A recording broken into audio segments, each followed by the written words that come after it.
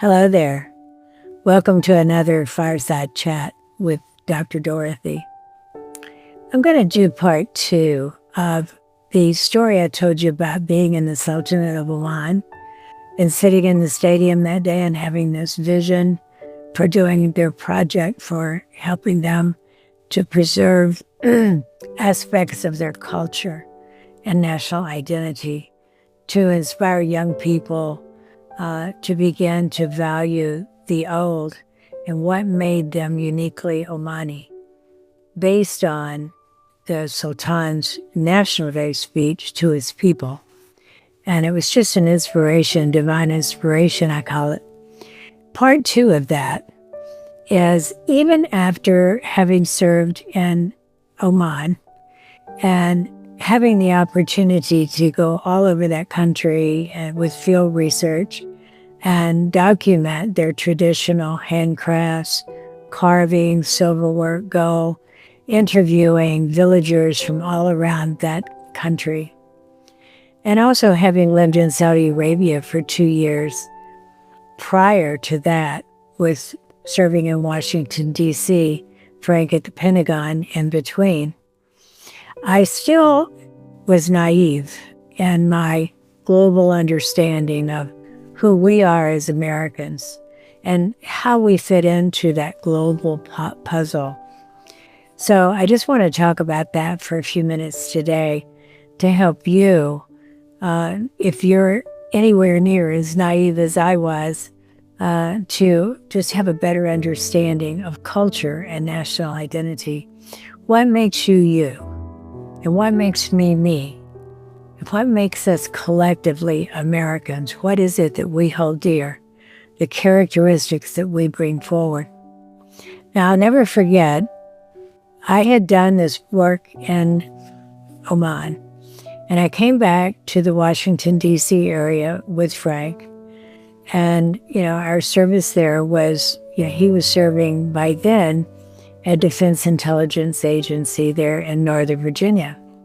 So I went to different universities to interview the schools of education, the dean at the schools of education, to see where I might fit best to do my doctoral work and dissertation. And so I interviewed these schools and chose American University for my study. My secondary specialty was international education.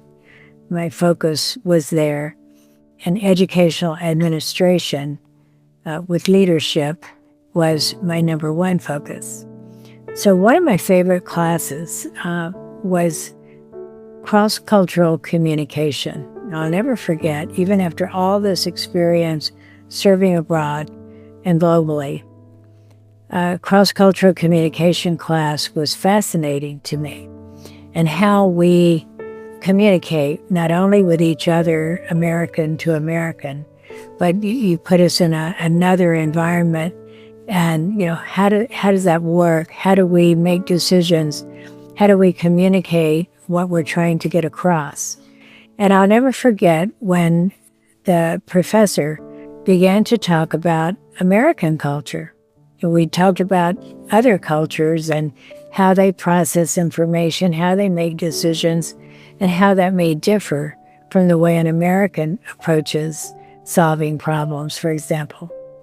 And I remember thinking, even after all the exposure that I'd already had, you may be thinking, oh, she's a slow learner.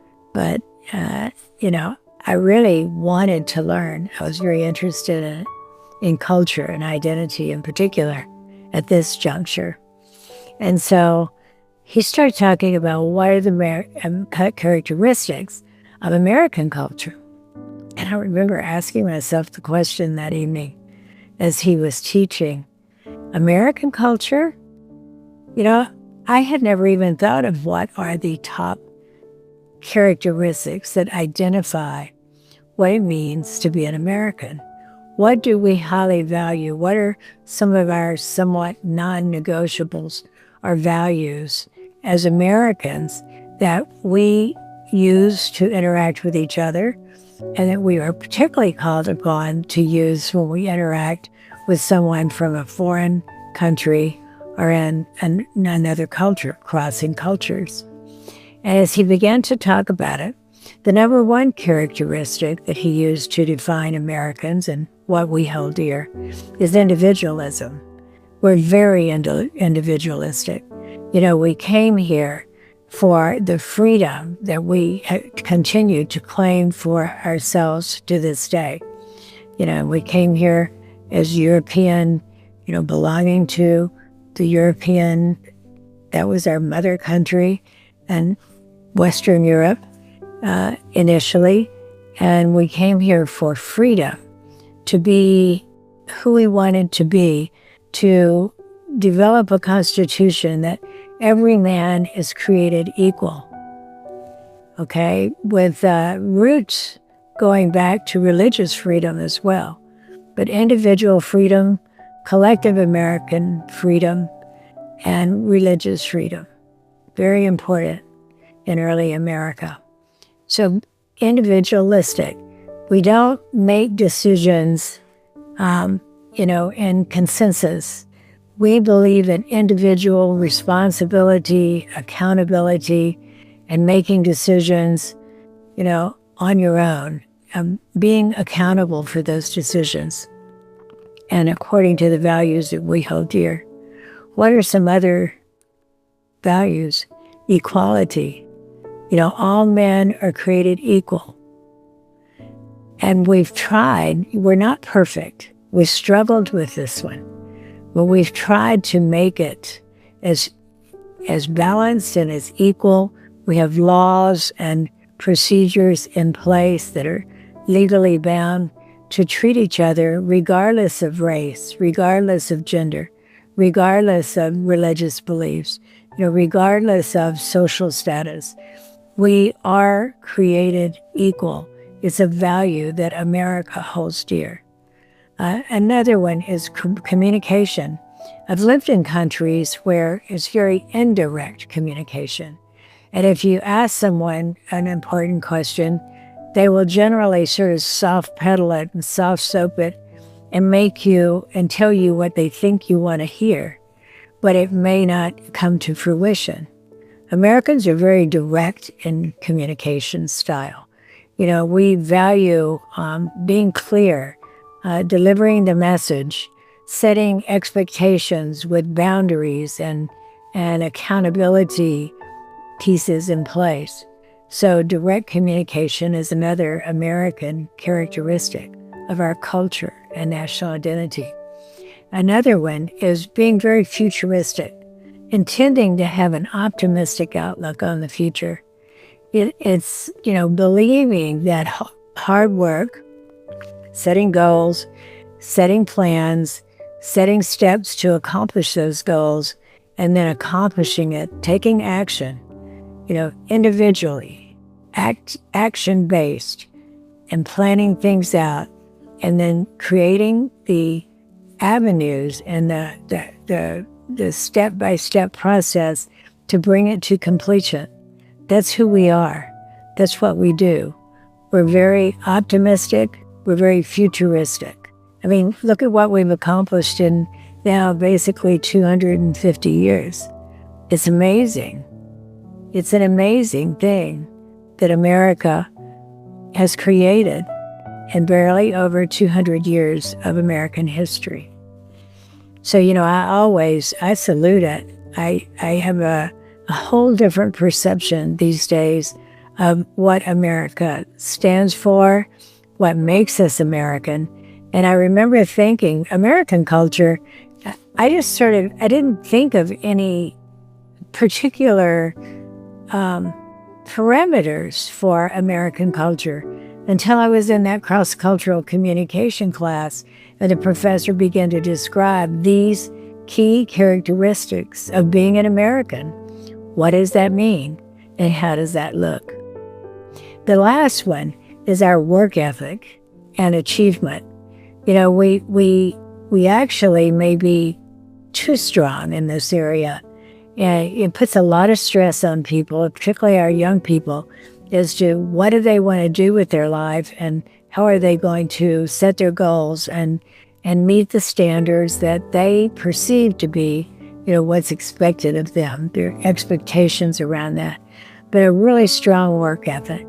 The American dream, to achieve the American dream, to be successful in what we set out to do, to look around us and know that we have value as an individual, we have value as a family, we have value collectively as a community, as a state, and as a nation. And these characteristics are highly valued. They're part of the American dream. They're one of the reasons that many people, immigrants, have struggled to come into this country so that they too can be part of the freedoms that have been set forward, the equality that we strive for still to this day to get better and to live the American dream. So ask yourself, what does it mean to be American to me? And how do I live into that? What do I want my legacy to look like in giving back to my family, to my community, to my career, and to our nation? Military families are faced with these sort of choices on a regular basis. They're very patriotic. There's a lot expected, particularly of military wives, when they're trying to keep the home front together during deployments and frequent changes of station and an uncertainty of the lifestyle. A lot of connecting and disconnecting. So they develop this independent spirit. One of the hardest part of being a military couple was not only the separation when he was gone TDY for extended period of times, or he was deployed for at least a year abroad. And when he would come back, he was changed by the experience. And so was I.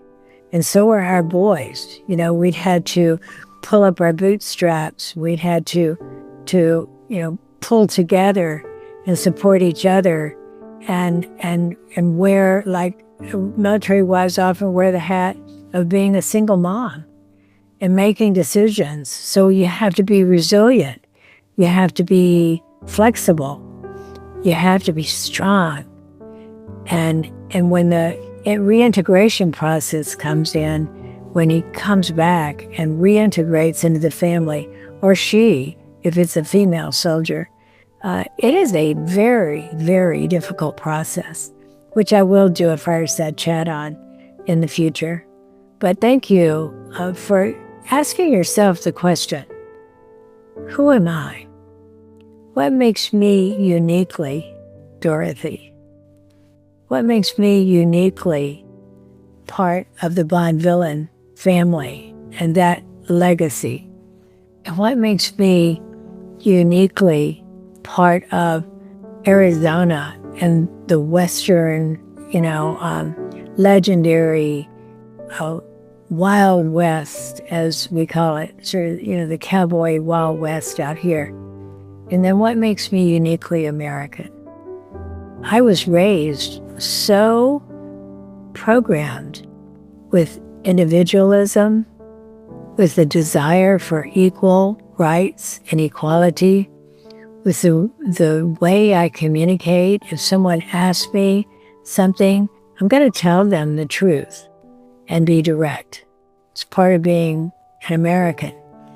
To be futuristic, to look to the future, to work hard to build a future that we envision and we're free to choose. And finally, that hard work ethic, that American dream, to be better than we were yesterday and not as good as we're going to be tomorrow, whether that be individually or collectively. American national identity, American cultural identity. I learned a lot from that professor. I'll see you in the next Fireside Chat.